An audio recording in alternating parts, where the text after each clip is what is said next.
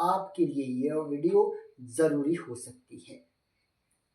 दोस्तों, कोई भी ऐसा जादू मंत्र नहीं है कि ये खेती यूं ही हो जाए। आपने ऐसे रजिस्ट्रेशन करवा दिया कि हम जीरो बजट फार्मिंग कर रहे हैं, लेकिन ज़मीनी स्तर पर आप इसका कोई ज्ञान ना रखो तो ऐसा होना असंभव है। आपको इसकी बारीकियां समझनी होगी। इसके लिए आपको सबसे पहले आध्यात्मिकता की ओर झुकना पड़ेगा।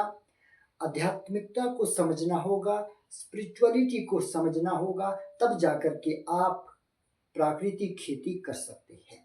ये 4 पॉइंट हम डिस्कस करेंगे। पहला है कि पोषक तत्वों का इंतजाम कैसे करें। दूसरा पॉइंट है इसका कि कोई भी पौधा जमीन में से पोषक तत्वों को सीधा ग्रहण नहीं कर सकता। इन पोषक तत्वों को पकाने का, बनाने का, तोड़ने का काम करते हैं सूक्ष्म जीवाणु। दूसरा पॉइंट सूक्ष्म जीवाणुओं के बारे में है। और तीसरा पॉइंट है कि सूक्ष्म जीवाणु और पोषक तत्वों की कनेक्टिविटी कौन बनाता है, उसके बारे में डिस्कस करेंगे। और चौथा पॉइंट है कि आपका इस फार्मिंग को करने में क्या रोल है। तो आइए अपने दिमाग की बत्ती जलाइए, शुरू करते हैं ये लर्निंग प्रोसेस। दोस्तों, आपको इस बोर्ड पर दिख रहा होगा, यहाँ पर लिखा है पोषक तत्व और यहाँ पर है सूक्ष्म जीव। ये दोनों पॉइंट हम आपको दिखा रहे हैं। क्या है ये जो आप लाइन लाइन से देख रहे हैं, ये है सॉइल सरफेस, भूमि की ऊपरी सतह।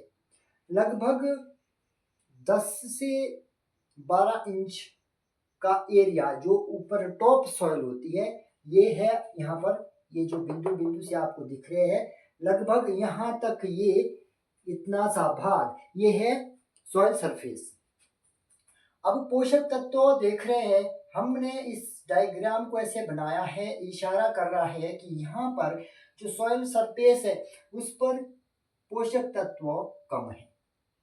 और जैसे जैसे हम गहराई की ओर बढ़ते जाते हैं, पोषक तत्वों की मात्रा मिट्टी में ज्यादा ज्यादा ज्यादा होती जाती है।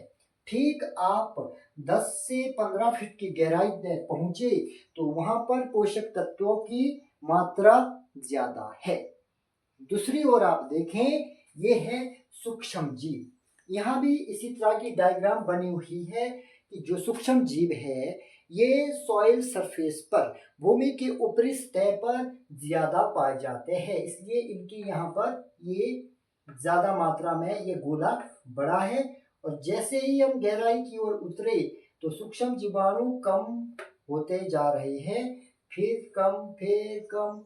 और जब हम ठीक लगभग 10-12 फीट की गहराई में पहुंचते हैं तो वहां पर सूक्ष्म जीवाणु बिल्कुल नहीं है, खत्म हो जाते हैं। ऐसा क्यों? सूक्ष्म जीवाणु ये लाइव है, इनको ऑक्सीजन की आवश्यकता होती है। ऑक्सीजन गहराई तक नहीं पहुंच पाती है क्योंकि मिट्टी कॉम्पैक्ट होने के कारण ऑक्सीजन का प्रवाह लगभग 10-15 सेंटीमीटर तक ही ऊपरी सतह पर होता है, उसके आगे ऑक्सीजन नहीं पहुंच पाती है। तो सूक्ष्म जीवाणु भी ज्यादा गहराई में नहीं जाते हैं। पोषक तत्व गहराई में ज्यादा क्यों है? क्योंकि जितने भी ये स्थिर न्यूट्रिएंट है, जैसे पोटाश है, फास्फोरस है, लोहा है, सल्फर है, ये माने कि आप के जो 17 में से जो 15 न्यूट्रिएंट है, 15 या 14 न्यूट्रिएंट है, वो स्थिर होते हैं, वो नीचे की तरफ बैठते रहते हैं। केवल मात्र 2 न्यूट्रिएंट ऐसे हैं, नाइट्रोजन और कार्बन। ये 2 न्यूट्रिएंट उड़ जाते हैं, ये चंचल होते हैं, और बाकी के न्यूट्रिएंट स्थिर होते हैं, ये नीचे की ओर बैठते जाते हैं। इसीलिए जो पोषक तत्व है वो भूमि की गहराई की ओर बढ़ते जाते हैं। तो उम्मीद करता हूं कि आपको ये दोनों चीजें समझ में आ गई होगी। पोषक तत्व सॉइल सरफेस पर कम होते हैं और सूक्ष्म जीवाणु यहाँ पर ज्यादा होते हैं। सॉइल, टॉप सॉइल में ज़्यादा होते हैं। तो हमें कोई ऐसी चीज़ मिल जाए जो यहाँ की पोषक पूर्ण न्यूट्रिएंट युक्त मिट्टी यहाँ पहुँचे, ऐसा क्या कोई साधन हो सकता है, इसके बारे में समझेंगे। और ऑक्सीजन को, क्योंकि ऑक्सीजन एटमॉस्फेयर पर है, वातावरण में है, वहाँ से कोई ऐसा रास्ता बने जिससे कि ऑक्सीजन ज़्यादा गहराई तक पहुँचे, ताकि सूक्ष्म जीवाणु भी ज़्यादा गहराई तक काम कर सके। इसलिए ये रोल है यहाँ पर तीसरे नंबर पर केंचुए का। जी हाँ, अर्थ वर्म्स, देसी केंचुए, लोकल अर्थ वर्म्स।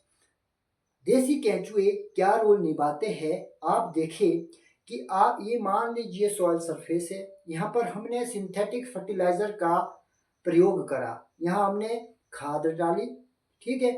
जैसे ही हमने यहाँ सिंथेटिक फर्टिलाइजर डाला, इसमें केमिकल होता है, आप एक दाना इसका अपनी जीवा पर टच करिए, फिर आप महसूस कीजिए कि ये कितना जीवा को भी जला सकता है।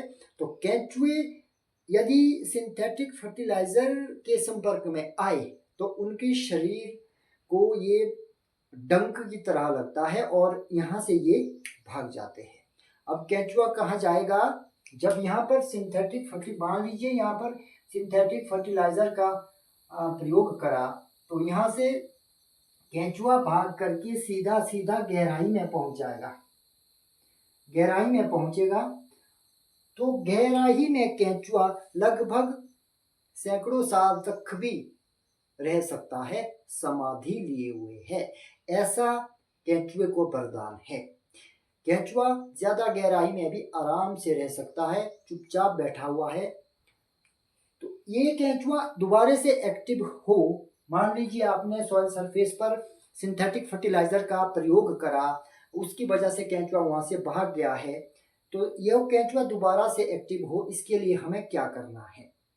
दोस्तों अब बात आती है कि केंचुआ और आपका क्या रोल है, ये दोनों चीजें हम साथ साथ समझेंगे। केंचुआ क्या करेगा और आप क्या करेंगे। आपका रोल है कि आप जीवामृत बनाएं, क्योंकि जीवामृत में ऐसी सुगंध होती है जो केंचुए को अट्रैक्ट करती है।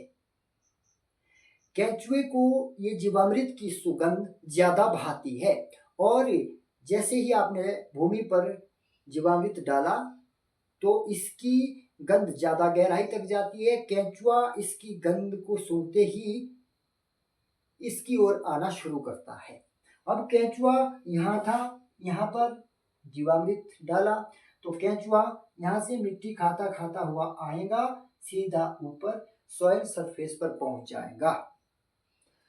यहाँ पर अब ये मिट्टी खाता हुआ आया तो इसने जितनी भी मिट्टी ये गहराई की खाई, इसने यहाँ पर ये विष्ठा के रूप में यहाँ छोड़ दी। कहाँ, सॉइल सरफेस पर। हमें क्या जरूरत थी, पोषण पूर्ण मिट्टी की, जिस मिट्टी में पोषक तत्व ज्यादा हो, ऐसी मिट्टी की आवश्यकता थी। हमारी आवश्यकता यहाँ पूरी हो गई। अब ये केंचुआ दोबारा उसी छिद्र से नहीं जाएगा, ये दूसरी टनल बनाएगा, नीचे जाते जाते जाते फिर ऊपर आएगा, दोबारा से यहाँ पर विष्ठा करेगा। क्या, मिट्टी, ये पोषक से भरपूर मिट्टी को सॉइल सरफेस पर विष्ठा के रूप में छोड़ता है। हमारा काम इतना ही था कि हमें न्यूट्रिएंट युक्त मिट्टी चाहिए थी, 10 फुट 15 फुट गहराई की मिट्टी सॉइल सरफेस पर पहुंचानी थी। ये काम ये केंचुआ हमारा कर देता है। और ज्यादा इम्पोर्टेंट क्या करता है ये, कि अब जब ये टनल बनी, इस टनल में ऑक्सीजन भी ज्यादा गहराई तक जा सकती है। और दूसरा बात क्या, कि जब वर्षा जल होगा, जब बारिश आएगी, तो जो ये छिद्र है केंचुए के द्वारा बनाए हुए, इसमें ज्यादा पानी एंटर हो पाएगा और ज्यादा गहराई तक पानी जाएगा। तो अब ये पानी, मान लीजिए ये टनल बनी है, इसमें पानी नीचे आया और यहाँ पर जल भरा हो गया ज्यादा गहराई में। गहराई में जब वो पानी ज्यादा टाइम तक गहराई में रहेगा तो वहाँ पर जो पोषक तत्व पड़े हुए हैं, पोषण से भरपूर मिट्टी है, तो उसके साथ पानी में ये जो पोषक तत्व थे मिट्टी में थे, ये पानी में घुल जाते हैं। और यही पानी जब ड्रॉट पड़ता है ऊपर सॉइल सरफेस पर, तो ये पानी अब ऊपर केशाकर्षण जरिए के तहत, जैसे लैंप में तेल नीचे होता है और ऊपर दीपक जलता है, इसी तरह से ये पानी अब ऊपर वेपोरेट होता है। और यहाँ पर सॉइल सरफेस में, क्योंकि यहाँ पर पौधे होते हैं, और जड़ें भी यहीं होती है, यहाँ पर ये अब इस पानी के साथ भी न्यूट्रिएंट ऊपर खींचे चले आते हैं। यह था केंचुआ का रोल। और आपका रोल है कि आपने जीवामृत डालना है, जिसकी वजह से केंचुआ एक्टिव हो जाएगा।